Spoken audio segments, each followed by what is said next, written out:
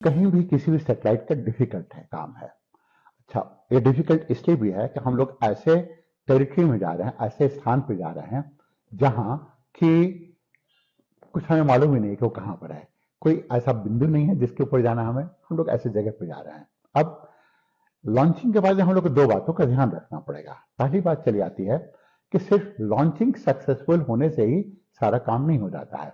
अब इसे पृथ्वी के चारों तरफ हम लोग एक दो बार इसे घुमाएंगे, अपोजी पेरीजी अपोजी पेरीजी, और फिर एक उसके बाद में इतनी शक्ति चली आएगी कि पृथ्वी के प्रभाव क्षेत्र से बाहर चला जाएगा। अब समस्या यहां पर शुरू होती है।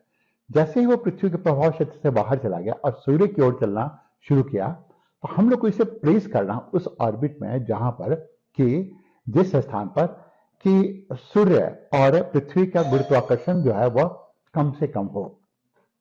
तो लॉन्चिंग इसका सक्सेसफुल रहा।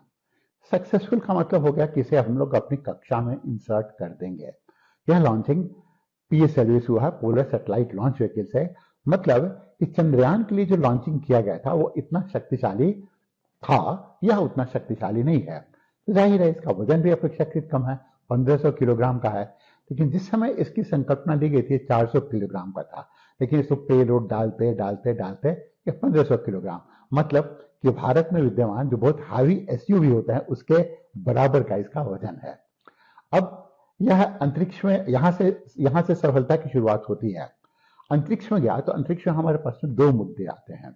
एक तो यह कि नेविगेट करना पड़ेगा उसे, तो नेविगेशन का हमारा अनुभव रहा है। चंद्रमा पर अभी हम लोग थोड़े दिनों तक गए, वो अनुभव रहा है।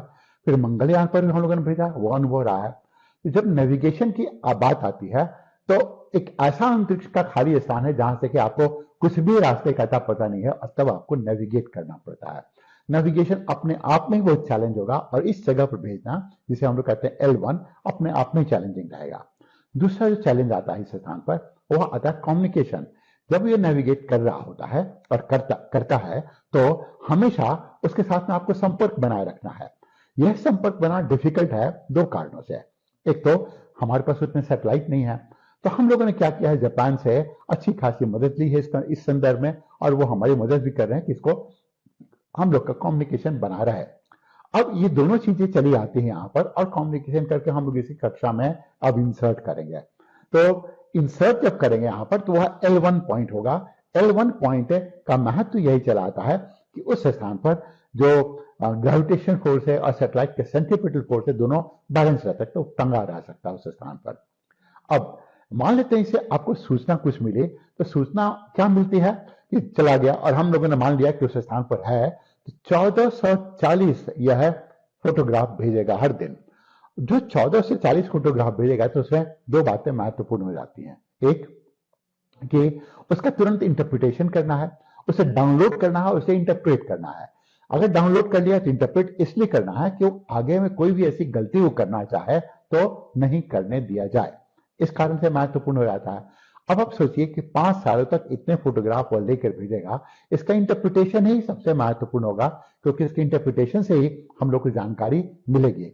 और ये इस इंटरप्रिटेशन को हम लोग मूल रूप से, इसके पास 5 पेलोड है, लेकिन एक है suit, solar, ultra violet, imaging imaging telescope. यह है जो मुख्य काम करेगा वह अल्ट्रा वायलेट किरणों के सहारे पूरे सूर्य को मैप करने का। एक है दूसरा वीएलईएस है, यह क्या काम करेगा कि कोरोना के ऊपर में किसी तरह का एक ब्लॉकेज डाल देगा तो सूर्य नहीं दिखेगा।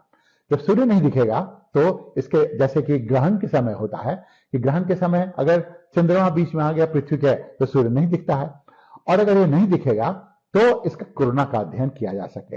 यह कोरोना का अध्ययन महत्वपूर्ण हो जाता है इसलिए क्योंकि यह पता ही नहीं चल पा रहा, आज तक हम लोग को पता नहीं चल पाया कि सूर्य के गर्भ में 15 लाख डिग्री सेंटीग्रेड तापमान और सतह पर 5000 डिग्री सेंटीग्रेड का तापमान, और इससे जो CMA कोरोनल मास इंजेक्शन होता है उसका तापमान चलाता है 2 लाख, 3 लाख, 5 लाख डिग्री सेंटीग्रेड चलाता है। तो यह अध्ययन करने में हम लोग को मदद मिलेगी। और फिर प्लाज्मा का अध्ययन है यह, और इस प्लाज्मा के अध्ययन से हम लोग यह मालूम कर पाएंगे कि वास्तविक रूप में कितना गर्म है, कितनी अधिक ऊर्जा है, और क्या चाहिए हमें प्रोटेक्ट करने के लिए अपने स्पेस एसेट को। तो मूलतः अब यह काम करना शुरू करेगा स्पेस वेदर का। स्पेस के मौसम का, अंतरिक्ष के मौसम का। और अंतरिक्ष का मौसम इसलिए महत्वपूर्ण है क्योंकि अंतरिक्ष के मौसम में ही सारे के सारे सैटेलाइट हैं। अब सैटेलाइट में सैटेलाइट में समस्या चली आती है, अगर मान लेते हैं इससे चार्ज पार्टिकल्स आए और एक में समस्या चली आती है और वह किसी भी तरीके से नष्ट हो जाता है, अपने मार्ग से भटक जाता है, आप कल्पना कर सकते हैं उसके बाद में हो सकता है सैटेलाइटों के टकराने की और स्पेस डेब्रिस की लड़ाई लड़ जाएगी। स्पेस फिर रहने लायक नहीं रह जाएगा, वो इतना खतरनाक स्थान हो जाएगा।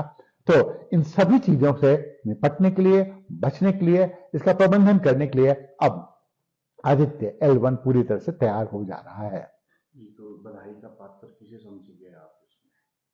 जाहिर है वैज्ञानिक है, इस पूरे पहलू पर बधाई का पात्र है, लेकिन आप इसको सिंगल आउट नहीं कर सकते। जैसे प्राइम मिनिस्टर मोदी ने क्या किया, इसरो के लिए बजट को डबल कर दिया, वो भी बधाई के पात्र हैं। हमारे ऐसे लोग जो इसके बारे में अवेयरनेस फैलाते हैं वो भी बधाई के पात्र हैं। अब पूरा का पूरा भारत है वो है चंद्रयानमयी हो गया है, अब सूर्यमयी हो जाएगा। यह है, तो यह भी है कि लोगों को मालूम चल पा रहा है और उनके साइंटिफिक टेम्पर में बहुत बदलाव आ रहा है। और वो साइंटिफिक टेम्पर बदलाव आएगा तो साइंटिफिक टेम्पर में बदलाव का मतलब होता है कि उनके पास में क्वेश्चन आते हैं। कैसा क्वेश्चन? क्वेश्चन क्या है? अगर आप क्वेश्चन नहीं पूछ सकते हैं तो आपकी बौद्धिक क्षमता बिल्कुल नगण्य है, बिल्कुल शून्य है। क्या क्वेश्चन होगा? उसी क्वेश्चन के, उसी प्रश्न के प्रत्युत्तर में आप इन सब चीजों को उत्तर जानने की कोशिश करते हैं, और जब उत्तर जानते हैं उसी हिसाब से आप पेलोड तैयार करते हैं और उसी हिसाब से यह काम भी आगे चलता है। सबसे पहले तो हमारे मन में प्रश्न आने चाहिए कि हमें क्या, किस क्वेश्चन का आंसर चाहिए।